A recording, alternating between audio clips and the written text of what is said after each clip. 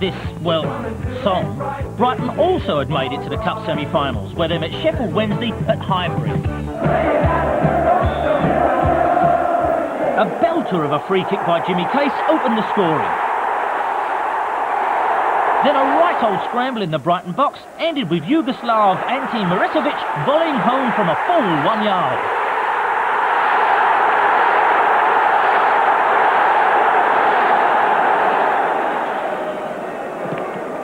Brighton captain Steve Fozzie Foster then displayed his aerial dominance to nod down a goal kick and mount the decisive Brighton attack.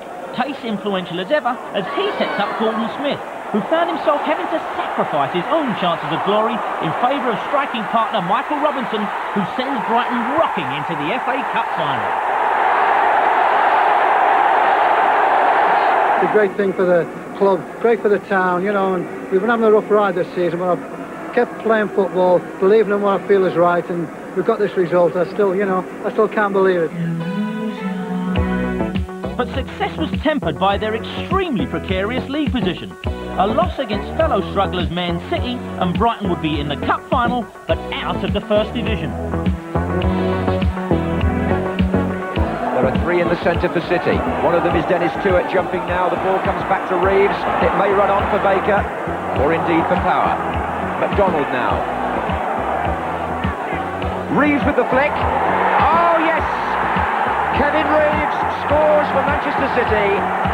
A goal which could be priceless to them, and one which could send Brighton down. And the FA Cup finalists are relegated. There's another place, another time. Such a many hearts. It was when the fixtures came out for the next season that we really realised we were relegated, because the Cup fever had taken over. We got relegated and nobody noticed. Manchester City lived on for another life or death struggle against Luton Town, who were taken to a health farm to ease their relegation tension. I had letters from some religious organisations suggesting that we'll finish up bottom of the league because you deserve no more, you're going to these massage parlours. So it was win or bust for Pleat's freshly pampered players as they visited Main Road, with City themselves needing a draw for survival. 5 minutes left.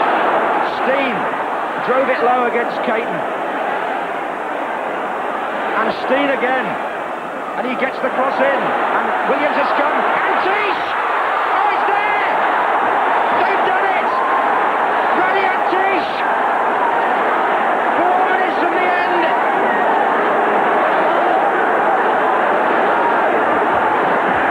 David Pleat off the bench. He knows there's still 4 minutes to go. City have a corner in the last minute. And McDonald with Godden. And Kinsey! They'll be asking the referee, Luton, how much longer he's going to add on. Forward by Caton. Bond, Kinsey. And that's it!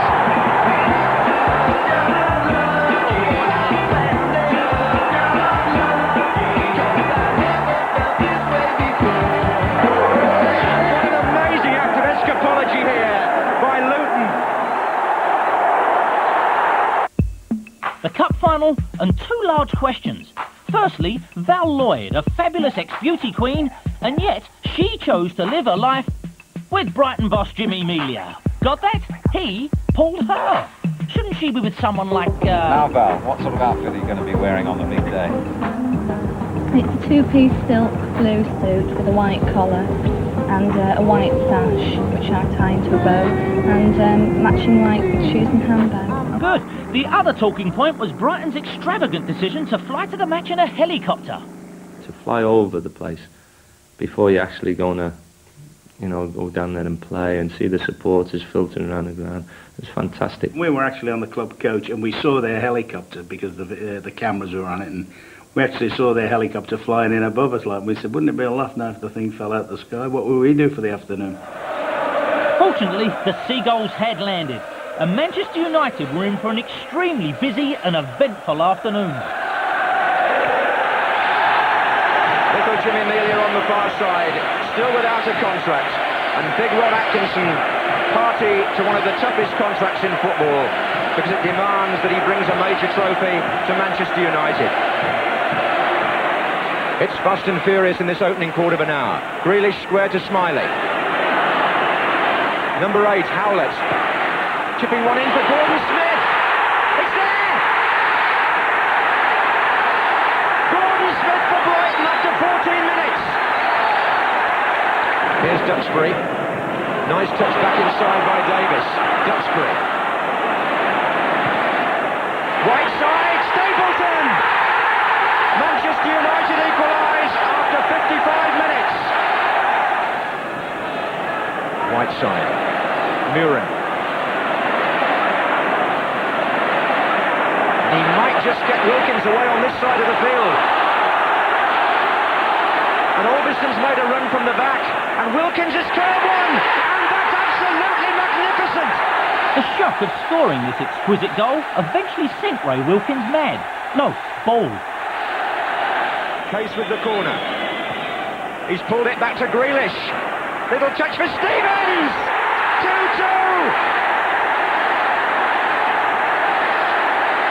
Gary Stevens equalises with 3 minutes to go. And with just seconds remaining, the most notorious moment of the game. And Case through the middle for Michael Robinson. Can he beat Moran? He can. Can he beat McQueen? He can. There's somebody to his right. It's Smith. And Bailey is saved.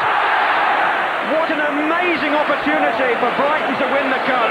And how sadly wasted. And I'm looking at it, I thought, I don't believe this. We've been pipped for the league. We've been pipped in extra time for the League Cup.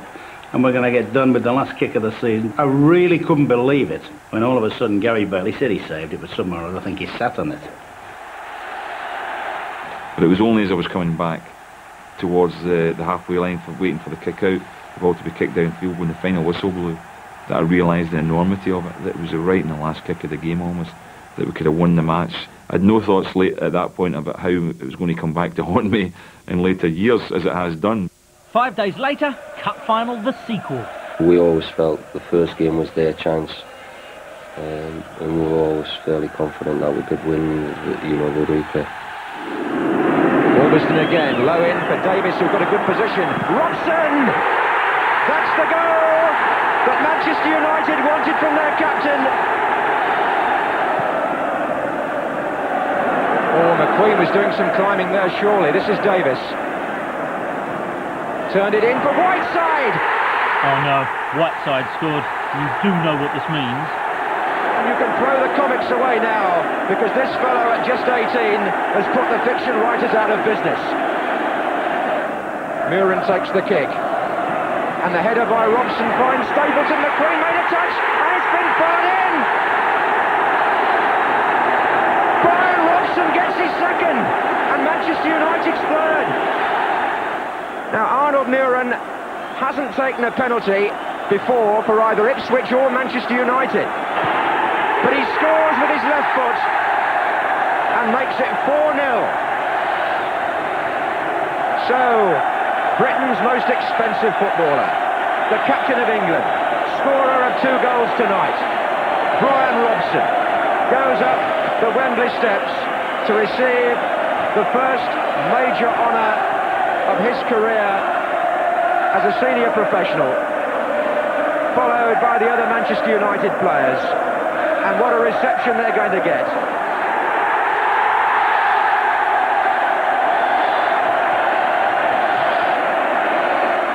So Liverpool and Manchester United finally managed to shake off Watford and Brighton. Yeah, it seems a long time ago, doesn't it? But British football was on the verge of some very big changes indeed. Not all of them on the pitch.